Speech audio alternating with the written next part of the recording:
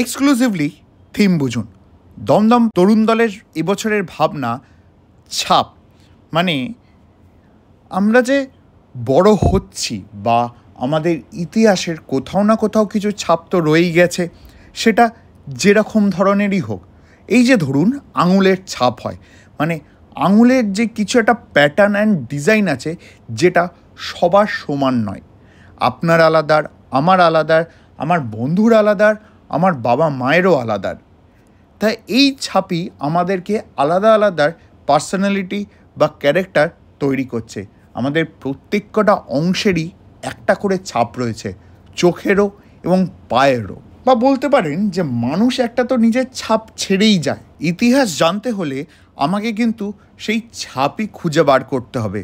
মানে তখনকার দিনে যেই মানুষজনরা ছিলেন তারা কি ছাপ রেখে গেছেন বা ছাপ ছেড়ে গেছেন, সেটাই আমাকে খুঁজে বার করতে হবে। বা বলতে পারেন মানুষটি কত বড় তার ছাপ দেখেই আমরা বুঝতে পারি। তা ইতিহাসের পাতায় যদি আমাকে এগিয়ে যেতে হয় তাহলে তো সেই ছাপই আমার কাছে দরকার। তাই আশপাশে দেখতে পারবেন প্রচুর এরকম নানান কাজ রয়েছে যেগুলো সব ছাপের মতনই। মানে যদি আপনি তার উপরে একটা কাগজ রেখে দেন বা তাতে যদি কালি দিয়ে একটা কাগজ আটকে দেন, তারও একটা ছাপই উঠে আসবে। ইতিহাসকে এখানে খুব সুন্দরভাবে দেখিয়েছে পূর্ণেন্দু দে।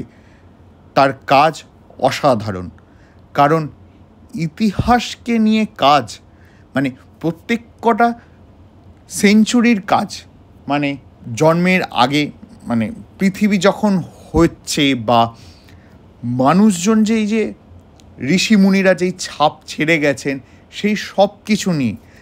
ধরুন ইজিপ্টের সময়ের কথা বলি, তারা তো খোদাই করে লিখত, সেটাও তো এক ধরনের ছাপ ছেড়ে যাওয়াই আমরা বলি। এই সম্পূর্ণ ছাপই নিয়ে মূলত থিম দমদম পার্ক তরুণ দলের। তাই দেখতেও পাবেন যে মাকে এখানে যেন একটা ছাঁচের মধ্যে থেকেই বার করা হয়েছে। মানে যেমন পোস্টকার্ডে পোস্টমাস্টাররা স্ট্যাম্প দেয়, যেন স্ট্যাম্পটা দেওয়ার পর মায়ের ছাপ রয়ে গেছে এই পৃথিবীতে। অসাধারণ একটা ভাবনা, মানে সাধারণ একটা জিনিস কিন্তু কি অসাধারণভাবে আমাদের কাছে দেখানো হয়েছে। তাহলে এবার দমদম তরুণ দল দেখতে গেলে আপনাদের থিম বুঝতে অসুবিধা হবে না, কারণ ভিড়ের মধ্যে গোতাগুতি করে ছবি তুলতে আমরা একটু ব্যস্ত থাকি, থিমটা ঠিক লক্ষ্য করি না। নমস্কার, শুভ শারদিয়া।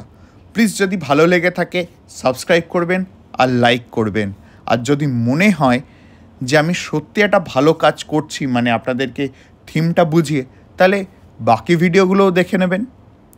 নমস্কার, শুভ শারদিয়া।